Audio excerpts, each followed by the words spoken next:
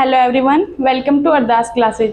आज के इस वीडियो में हम भारतीय संविधान का जो एक बहुत ही महत्वपूर्ण टॉपिक एक्ट्स, जैसा कि हम जानते हैं, उसके बारे में हम चर्चा करेंगे। हम देखेंगे कि जो भारतीय संविधान आज हम देखते हैं, जो 1950 में लागू किया गया, कौन कौन से ऐतिहासिक घटनाक्रमों से और फिर उसके बाद जो भारतीय संविधान प्रॉपर बनकर तैयार हुआ।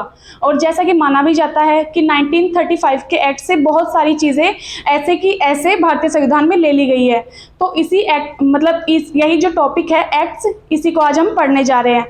तो जैसा कि हम जानते हैं कि 1608 में जब सूरत में अंग्रेज आए थे, उसके बाद अलग अलग जगहों पर उन्होंने अपनी फैक्ट्रियाँ लगाई और 1857 का जो सिपाही विद्रोह हुआ था, उसके बाद पूरी तरह से उन्होंने भारत पर जो उनका उपनिवेश हो गया था, तो उस कार्यकाल के दौरान उससे पहले और बाद में कौन कौन से एक्ट्स लाए गए उन पर हम चर्चा करेंगे। सबसे पहला जो एक्ट है वो है 1773 का रेगुलेटिंग एक्ट। चूँकि हमें नाम से ही पता चल रहा है रेगुलेटिंग, यानी कि रेगुलेट कर रहे थे।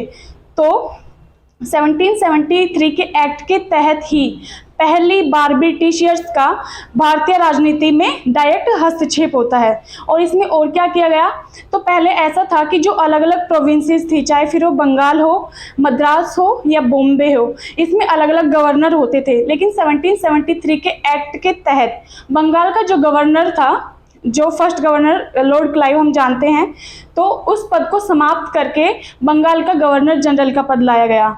और जो पहले बंगाल के गवर्नर जनरल बने, उनका नाम था वॉरेन हेस्टिंग्स। अब जब इसके नाम में चेंजेस किया गया है कि गवर्नर से गवर्नर जनरल बनाया गया है, तो कुछ और चीज़ें भी चेंजेस की जाएंगी।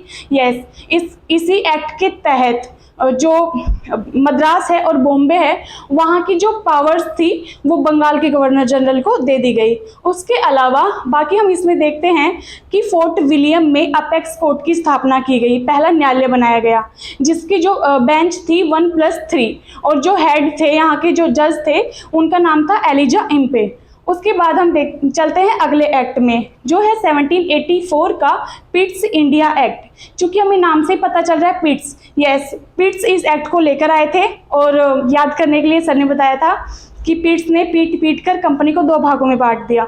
एक को कर दिया गया बोर्ड ऑफ कंट्रोल और एक को कर दिया गया बोर्ड ऑफ डायरेक्टर।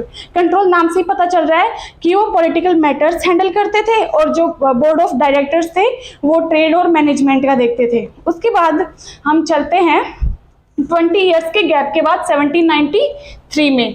इसमें हम देखते हैं कि 1784 में जो बोर्ड ऑफ कंट्रोल बनाया गया था, उसके जो मेंबर्स थे, उनकी सैलरी अब ईस्ट इंडिया कंपनी के राजस्व से दी जाएगी। उसके अलावा कंपनी के एकाधिकार को अगले 20 वर्षों तक बढ़ा दिया गया।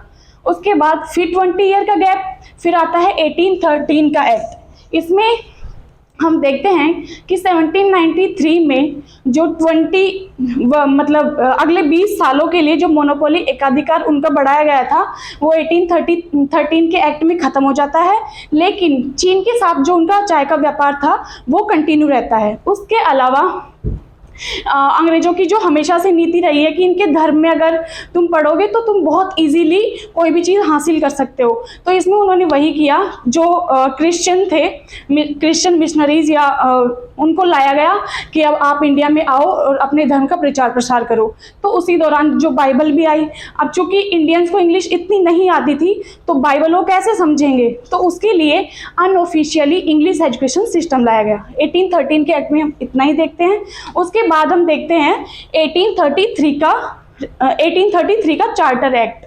इसमें देखते हैं बहुत ही इंपॉर्टेंट, पहला तो ये है कि नेशनल लेवल पे जो पावर्स थी उनका सेंट्रलाइजेशन किया गया। जी, पहले जो बंगाल का गवर्नर जनरल था, उस पद को समाप्त कर दिया गया और उसको भारत का गवर्नर जनरल बना दिया गया। पहले उसके पास सिर्फ 3 प्रोविंसेस की पावर थी, लेकिन इस एक्ट के तहत पूरे भारत के जो प्रोविंस थे, सारी पावर्स किसके हाथ में आ गई, भारत का जो गवर्नर जनरल था उसके हाथ में। और भारत का जो पहला गवर्नर जनरल था, उनका नाम था लॉर्ड विलियम बेंटिक। और इसी एक्ट के तहत जो सती प्रथा है, बेंटिक ने मिलकर और राजा राम मोहन राय के साथ मिलकर सती प्रथा का अंत किया गया। और इसी एक्ट के तहत दास प्रथा का भी अंत किया गया। और जैसा कि हम जानते हैं, मैकाले कमीशन हम पढ़ते हैं, उसी के तहत जो इंग्लिश एजुकेशन सिस्टम लाया गया था इंडिया में, वो भी इसी एक्ट के बाद हम देखते हैं 1835 में। फिर हम देखते हैं 1853 का एक्ट। इसमें पहला तो यूनिवर्सिटी एक्ट लाया गया था, जो कि वुड कमीशन के जरिए लाया गया था।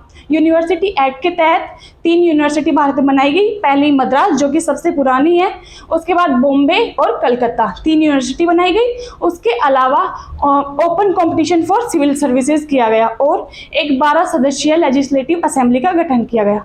आज के लिए इतना ही। अगले वीडियो में हम देखेंगे कि 1857 में जो घटना होती है उसके बाद कौन कौन से एक्ट आते हैं, फिर 1935 तक पहुंचेंगे। आज के लिए इतना ही। धन्यवाद।